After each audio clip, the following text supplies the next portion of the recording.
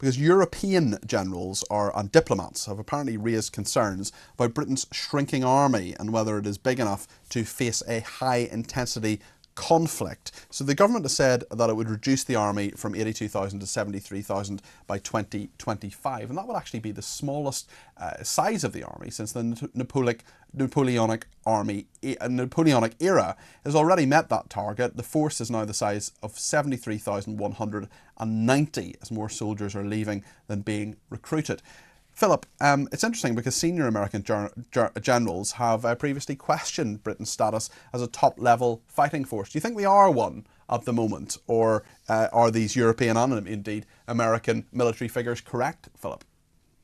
Oh, there's so much in what you said there. Are we a top-level fighting force? Yes, for the following reasons. We've got an independent nuclear deterrent. We are one of the few militaries around the world that can power project. We can pick up a big military capability, take it to somewhere in the world and have a military effect. We've got our aircraft carrier capability to do that. We've got the Air Force that can transport people over strategic distances. They've got the fighter cover that can do it, and we've got a deployable army. However, is the army big enough and are our forces big enough to deal with the emerging threat? And the answer is quite clearly no, not at all. The one lesson that's coming out of Ukraine is that warfare hasn't changed to be something that's purely technological in the cyber environment. It's still a guttural human-on-human activity, and casualties are massive. And the Russians have lost, at Ukrainian assumptions, over 500,000 soldiers, and that's in 2.5 years. Our 73,000 aren't going to last very long. The French army has more than 110,000 troops. Germany is planning to boost the number of troops in its armed forces to 203,000. Britain's armed forces total is about 150,000. What do you think it should be? Well, it's very difficult to work out what it should be in numbers of troops. I think we should take it down to capability.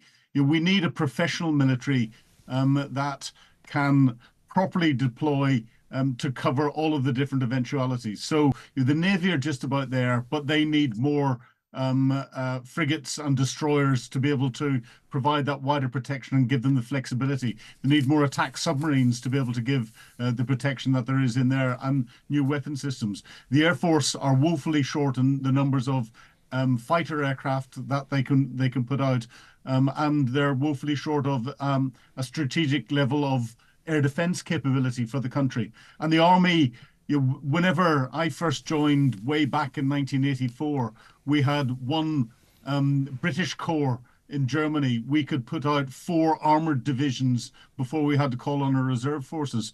We can now barely put out an armoured brigade, and we dress it up in the 3rd UK division as an armoured division. We're only going to have 148 Challenger 3 tanks whenever they get refurbished. Poland will have 1,000 tanks. Their defence budget is smaller than ours. Our military procurement, the people that are dealing with the military structures and everything else are getting it badly wrong. And of course, they can't recruit to the very low numbers that they've got at the moment. So there's a lot to be fixed. And actually, you're talking about the level of funding, but also how the money is actually deployed there. And the pensions budget in this country is twice the size of the MOD budget. But it's not just about more money, is it? It's about how that money is spent. Yeah. Yeah, very, very much so. You find that in the military, in a military environment, and I'm not going to take a specific example here.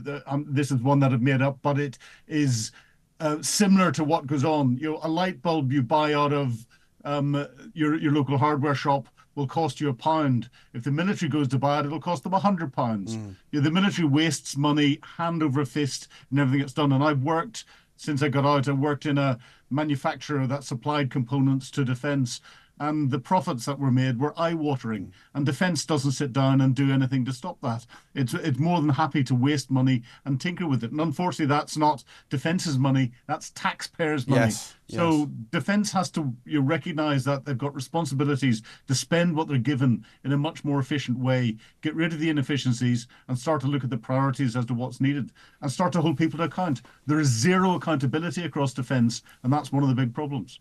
Philip, you signed up for uniform the year I was born. I don't know who that's going to horrify more, you or me. Philip, thank you very much indeed. Philip Ingram there, former senior military intelligence officer.